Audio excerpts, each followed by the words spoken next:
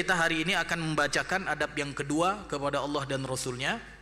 Yang kedua disebutkan oleh penulis kitab Mausu'ah Al-Adab Al-Islamiyah ini. Beliau katakan yang kedua itu adalah mengagungkan dan memuliakan Allah Subhanahu wa ta'ala. Jadi seorang yang beriman mengagungkan dan memuliakan Allah Subhanahu wa ta'ala ketika menyaksikan kekuasaannya terhadap alam semesta, melihat keagungan Rabbaniyah di sekitarnya berupa segenap makhluknya dan segala yang ada, yang menunjukkan keagungan Al-Khaliq dan kekuasaannya yang tidak ada batasnya.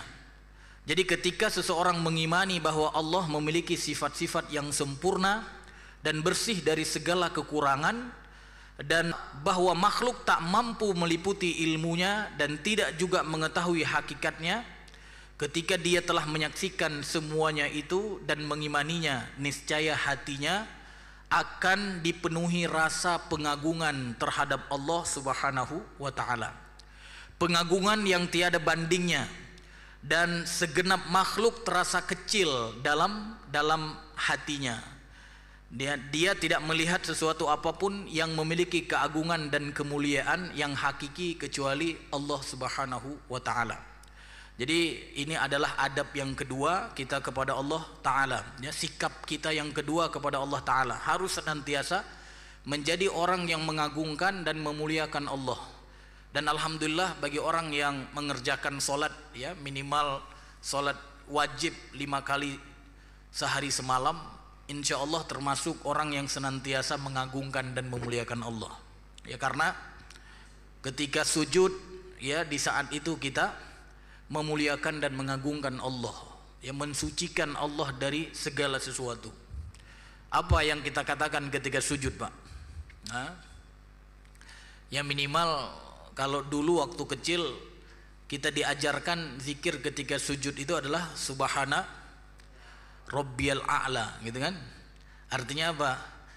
Maha suci Allah yang maha tinggi. Artinya apa? Kita agungkan, kita sucikan, ya, Allah dari sifat-sifat yang kecil gitu. Makanya kita katakan Al-A'la. Walaupun, ya, Rasulullah sallallahu alaihi wasallam selain itu juga mengajarkan yang lain, kan? Apa yang lain yang diajarkan oleh Rasulullah? Ya, mengatakan Subhanakallahumma wa bihamdika Allahumma ghfirli, kan gitu ya. Subhanakallahumma, ya, artinya apa?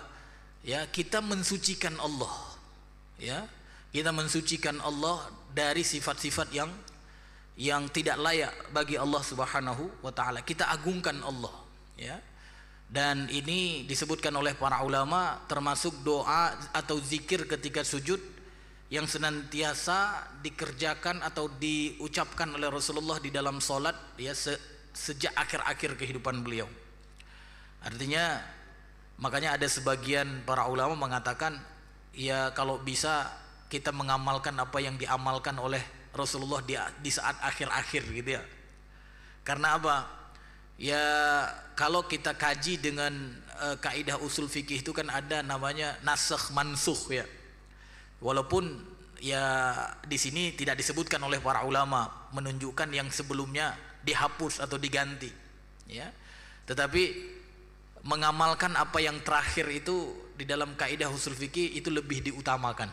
Ya, makanya seperti Imam Syafi'i misalnya ada pendapat Al-Qadim, ada pendapat Al-Jadid, ya. Maka yang paling kuat, yang menurut Asy-Syafi'iyah dari perkataan Imam Syafi'i itu pendapat Al-Qadim atau Al-Jadid, Pak? Al-Jadid tentunya, yang baru, ya. Artinya apa? Maka sebaiknya kita kalau sujud, ya, kalau ruku mengatakan apa? Subhanakallahumma wa bihamdika Allahumma ghfirli. Walaupun boleh juga mengatakan Subhana Rabbiyal A'la. Itu adalah bentuk pengagungan, ya, bentuk pengagungan. Jadi orang sholat itu luar biasa. Di saat dia ruku, di saat dia sujud, di saat itu dia merasakan keagungannya Allah. Di saat dia ruku dan di saat dia sujud, saat itu dia merasakan Allah itu maha mulia, ya. 5 kali sehari semalam, Pak, ya. Ya, dan bukan 5 kali. Kalau kita lihat dalam satu rakaat ada berapa, Pak? Satu rakaat 3 kali kan? Ketika ruku 1 kali, ketika sujud ya 2 kali sujud kan? Jadi 1 rakaat 3 kali kita mengagungkan dan memuliakan Allah. Berarti kalau sholat maghrib 3 kali 3, sholat subuh 3 kali 2. Ya subhanallah ya. Ya. Taib, disebutkan oleh penulis kitab ini, pengagungan ini akan membuahkan beberapa perkara. Jadi orang yang senantiasa mengagungkan dan memuliakan Allah akan melahirkan beberapa perkara di dalam kehidupannya. Yang pertama apa? Dia akan menjadi orang yang bersegera untuk melakukan ketaatan dan amal kebaikan. Dan kemudian menjauhi segala bentuk maksiat, kejelekan dan kerusakan. Yang ketiga, tidak merasa takut.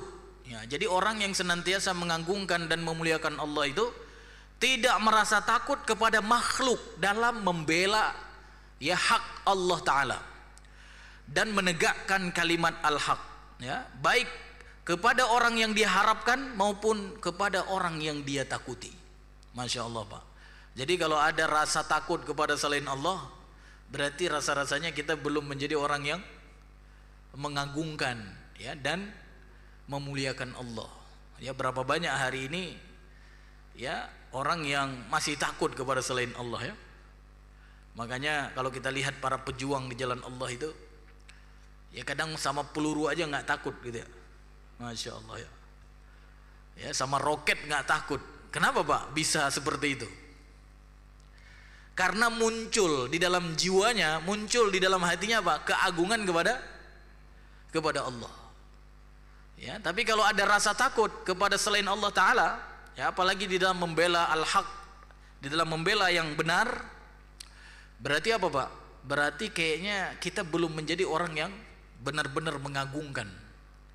Makanya kalau ada rasa takut kepada makhluk, istighfar Pak, istighfar. Ya, istighfar. Sehingga apa? Kita ingat kembali Allah Subhanahu wa Ta'ala yang maha agung dan maha suci.